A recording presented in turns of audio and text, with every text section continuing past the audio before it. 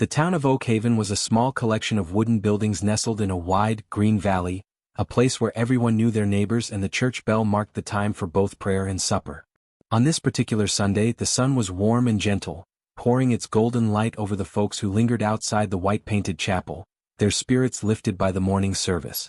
Among them was Isla, the preacher's daughter, who stood slightly apart from her family, her heart beating a rhythm far more frantic than any hymn they had sung that day. She was 18, with a quiet grace that came from a life of faith, but today, a storm of nervous courage brewed within her. For months, her eyes had followed one person, a silent shadow she watched from her window and across the crowded churchyard. That person was Ezra, a young man of 22 who worked the large ranch at the edge of town. He was a picture of steady strength, tall and broad-shouldered from years of hard labor, with hands that were rough but capable. He stood by the split-rail fence, his worn hat shading his face, looking more comfortable in the presence of horses and cattle than amidst the chattering church crowd. To Isla he was like an oak tree, solid, unmoving and deeply rooted in the land she loved. She had prayed for weeks for a sign, for the bravery to bridge the quiet distance between their two worlds, and today, feeling a strange push in her spirit, she decided the sign was simply to take a step forward. Smoothing the simple fabric of her best dress, a soft blue that matched the summer sky, Isla took a deep breath and began to walk across the grassy yard. Her father, Pastor Ansel, was deep in conversation with the town's blacksmith, and her mother, Lydia, was shepherding the younger children. No one noticed Isla's determined path as she weaved through the clusters of people, her focus fixed on the cowboy at the fence. Each step felt both an eternity and a fleeting moment, the sounds of laughter and talk fading into a muffled hum in her ears. She saw him turn his head slightly, noticing her approach, and her courage very nearly failed her. Ezra watched the preacher's daughter walk toward him, and a knot of surprise and confusion tightened in his stomach. He had seen her, of course. Everyone saw Isla with her kind eyes and gentle smile that seemed to hold a secret understanding. She was like a delicate wildflower, beautiful and out of place in the rough and tumble world he inhabited. In his mind, she was the church, the scripture, and everything pure and good, while he was just a man of dirt and sweat, of long silent days under the open sky. The thought of her speaking to him sent a jolt of panic through his veins. What could he, a simple rancher, possibly have to say to the preacher's daughter? Isla finally reached him, stopping a respectful few feet away. She clasped her hands in front of her to keep them from trembling and looked up at him, her voice soft but clear as she spoke the words she had practiced in her mind 100 times. "Ezra," she began, "my family is having a Sunday dinner. There's plenty of food and we would be so pleased if you would join us." Her offer hung in the air between them, a simple gesture of kindness extended with a hopeful heart. For a long, painful second, Ezra was silent, his mind racing. The invitation felt like a door opening to a world he felt he didn't belong in. He imagined sitting at the preacher's table saying the wrong thing, his large frame feeling clumsy and out of place. The fear of not being good enough, of being judged, rose up like a wall within him. Instead of seeing her invitation as the gift it was, he saw it as a test he was bound to fail. His own insecurity twisted inside him, and it came out as something cold and hard. His brow furrowed into a frown, and he looked away from her hopeful face, muttering a single harsh sentence. "No thank you. I don't think that's a good idea." The words were flat and final, devoid of any warmth or gratitude. Before Isla could even process the rejection, before she could draw another breath, he turned on his heel and walked away, his long strides quickly carrying him across the yard and toward the dusty path that led to the ranch. He did not look back. He left her standing there alone, the echo of his cold dismissal ringing in her ears. The warmth of the sun suddenly felt like a mockery. The cheerful sounds of the community felt like they were coming from 1,000 miles away. A hot flush of shame spread across her cheeks, and she felt a stinging in her eyes, desperately fighting back the tears that threatened to fall. Her heart, which had been so full of hopeful flutter just moments before, now felt like a heavy, shattered stone in her chest. Without a word to anyone, Isla turned and hurried away, not toward her home, but down a quiet lane lined with tall elm trees. She needed to be alone, to wrestle with the crushing embarrassment and hurt. She had offered a piece of her heart, and it had been brushed aside without a second thought. She decided right then, with the hot tears finally streaming down her face, that Ezra was not the man she had imagined him to be. He was proud, unkind, and thought himself above the company of her family. She would build a wall around her own heart, one made of scripture, chores, and duty, and she would never, ever let him hurt her again. Meanwhile, Ezra's stubborn walk quickly slowed as the weight of his actions settled upon him. By the time he reached the first hill overlooking the town, the heat of his panic had cooled into a cold, sickening feeling of regret. He replayed the scene in his mind, the hopeful look in Isla's eyes, the gentle tone of her voice, and the cruel, unfeeling way he had rejected her. He had not meant to be cruel, he had only been afraid. But he knew that his fear was no excuse for the pain he had surely caused. He was a coward, and the knowledge of it shamed him deeply. He wanted to turn around, to run back to her, to find the words to apologize, but a powerful sense of shame held him fast. He convinced himself that it was too late, that the damage was done, and that a man like him should just stay where he belonged, on the ranch, away from things he could so easily break. And so, a silent, painful distance grew between them, nurtured by one harsh word and a wounded heart. For a full year they lived in the same small town, their paths crossing on the main street or in the general store. Isla would look straight ahead, her gaze fixed on some point in the distance, her posture proud and unyielding. Ezra would see her and feel a fresh wave of regret, his own gaze dropping to the ground, the words of apology dying on his tongue, unspoken. The wall of hurt stood firm, a silent monument to a moment of fear, and the valley of Oakhaven for Ezra and Isla felt colder and much lonelier than it ever had before. The long year that followed the Sunday of the harsh word was a season of quiet growth and hidden sorrow for both Isla and Ezra.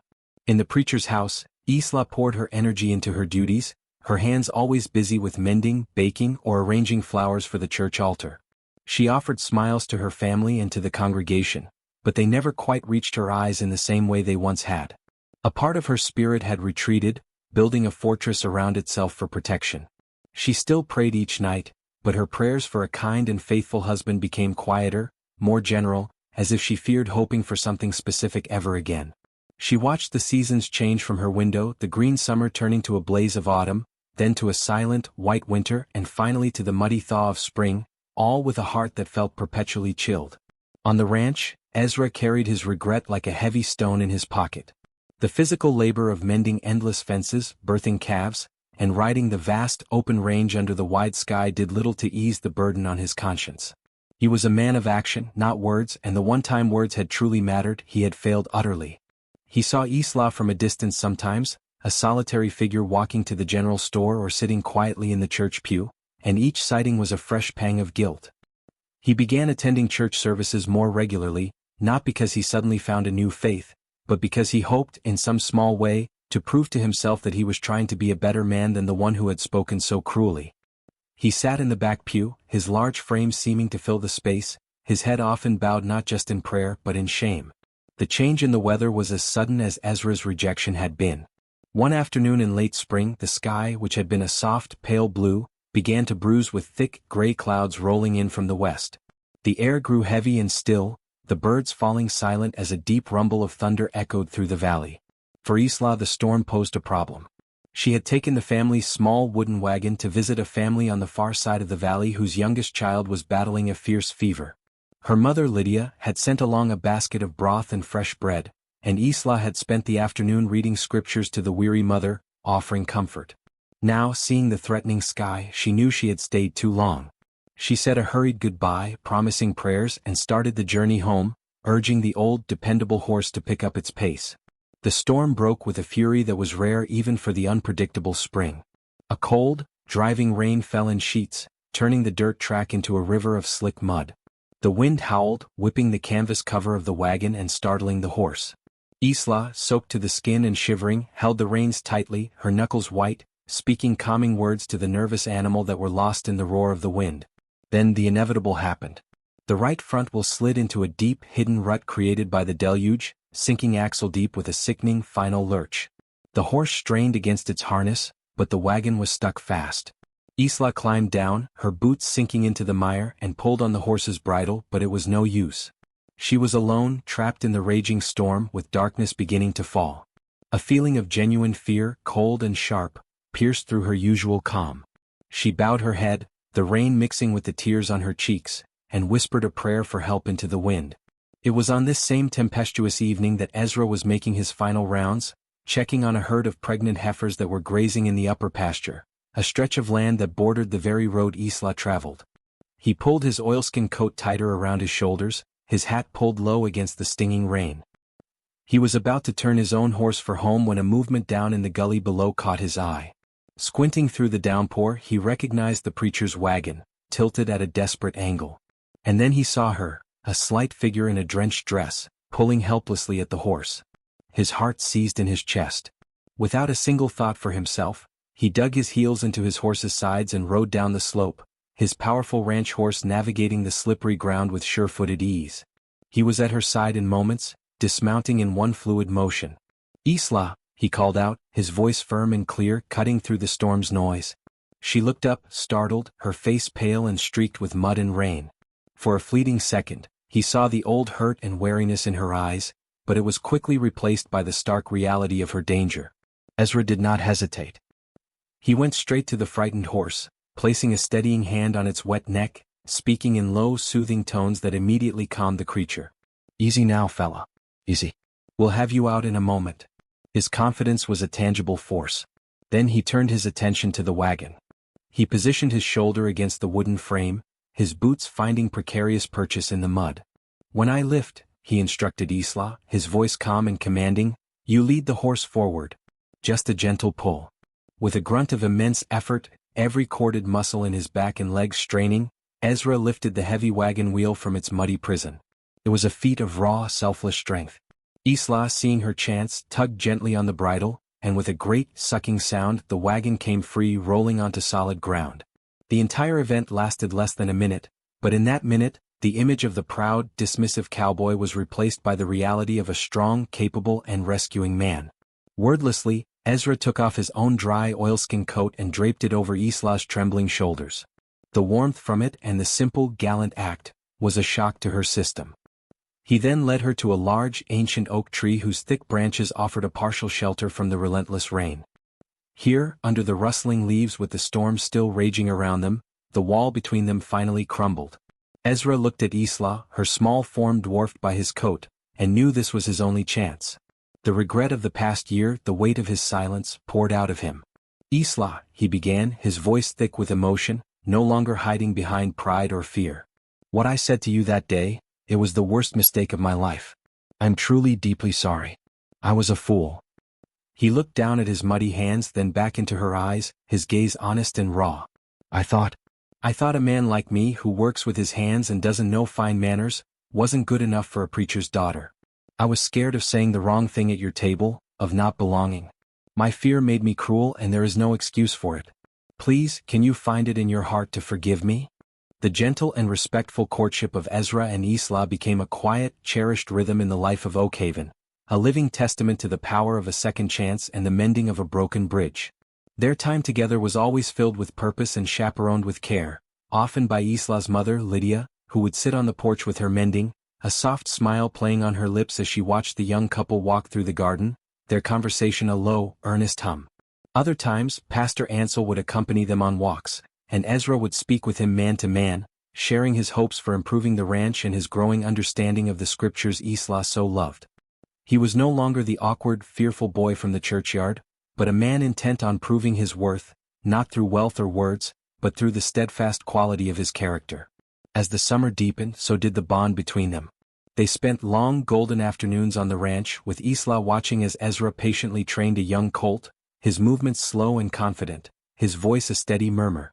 He showed her the new calves, their legs still wobbly, and explained the cycles of the land he loved. In turn, Isla shared her world with him, reading aloud from her favorite psalms under the shade of a large oak tree, her voice giving the ancient words a new and beautiful music that settled deep in Ezra's soul. He saw not just her gentle beauty, but her inner strength, her deep and abiding faith that was as much a part of her as the air she breathed. He found himself wanting to be a man who was worthy of that faith, a man who could be the head of a family built on the same solid rock. One evening, as the sun began to set, painting the sky in brilliant shades of orange and purple, Ezra took Isla to the very hill overlooking the town where he had stood a year before, consumed by regret. This time, his heart was full of a hope so profound it made his hands tremble. He turned to her, taking both of her small hands in his own work-roughened ones. "Isla," he said, his voice thick with emotion, "this past year with you has shown me what true happiness is. You've shown me grace and forgiveness, and you've made me want to be a better man. I love you with all that I am. Will you do me the greatest honor? Will you be my wife?" As he spoke, he slowly lowered himself to one knee, looking up at her with an expression of such pure, vulnerable love that Isla felt her breath catch. Her heart, once so wounded by this very man, now swelled with a joy so complete it brought happy tears to her eyes. "Yes, Ezra," she whispered, her voice clear and sure. "1,000 times yes." The wedding was the most joyous event Oakhaven had seen in many years.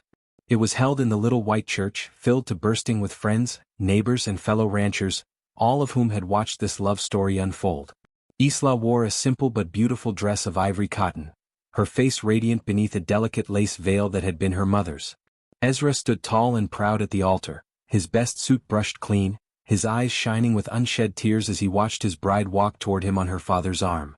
They exchanged their vows before God and their community, promising to love and to cherish each other in good times and in bad for all the days of their lives. When Pastor Ansel pronounced them man and wife, a collective smile seemed to warm the entire church. Their first kiss as husband and wife was soft and sweet, a sacred seal on the promises they had just made. Their first home was the small, sturdy house Ezra had built with his own hands on a peaceful corner of the ranch. It was not a grand house, but it was filled with love from the very first day. Isla made it a home, hanging simple curtains and placing wildflowers in a jar on the table. Ezra carved a rocking chair for her by the fireplace where she could sit and read in the evenings. They worked side by side, Isla tending a small vegetable garden while Ezra managed the larger ranch, and every meal began with a prayer of gratitude for the blessings they had been given. Their love was a practical, growing thing, nurtured by shared chores, quiet conversations and prayers spoken together each night, their hands clasped tightly, asking for God's guidance in their new life. Nearly a year after their wedding, on a bright spring morning much like the one when their journey had truly begun, Ezra returned from an early ride to find Isla waiting for him on the porch, her face alight with a secret joy. She took his hand and placed it gently on her abdomen. "Ezra," she said, her voice trembling with happiness, "God has blessed us. We are going to have a child." The news filled their small home with a new, profound sense of wonder and anticipation. The following months were a time of happy preparation. Isla, with her mother's help, sewed tiny garments from soft, warm fabric, while Ezra, his heart bursting with a pride he could scarcely contain, carefully crafted a cradle from seasoned oak, sanding it until it was perfectly smooth to the touch. The day their son was born was the day their happiness felt complete. After a long and difficult labor, the sound of a baby's strong, healthy cry filled the little house. When Ezra was finally allowed to enter, he found Isla resting against the pillows, tired but glowing, holding a tiny, swaddled bundle. He knelt beside the bed, his large hand trembling as he reached out to touch his son's cheek. The baby's eyes, a deep, newborn blue, seemed to look right into his father's soul. "He is so perfect," Ezra whispered, his voice choked with emotion. Isla smiled wearily and said, "We have decided on a name. We shall call him Malachi." The name, which means "my messenger," felt like a prayer itself, a hope that this child would be a messenger of God's love and faithfulness throughout his life. That evening, as the fire crackled warmly in the hearth, Ezra sat in the rocking chair he had made, holding his sleeping son with an awe that rendered him speechless. Isla rested her head on his shoulder, watching the firelight dance on the baby's peaceful face. They had traveled a long and winding road to reach this moment, from a painful rejection to a stormy rescue, from a hesitant forgiveness to a love that had been tested and had emerged stronger than ever. They had built their life together in the right order, on a foundation of faith, patience, and commitment, and now they were witnessing the most beautiful fruit of that obedience. They had their forever after not as a fairy tale, but as a real, breathing testament to the truth that God's plans, even when they involve hardship, are always worth waiting for. In the quiet of their home, with their son in their arms, they knew that their love, blessed by faith and sealed with a promise, would indeed last for all eternity. If you enjoyed this story of faith, forgiveness, and love built on patience, please subscribe for more tales that warm the heart and uplift the spirit. Your support allows us to continue sharing these important lessons.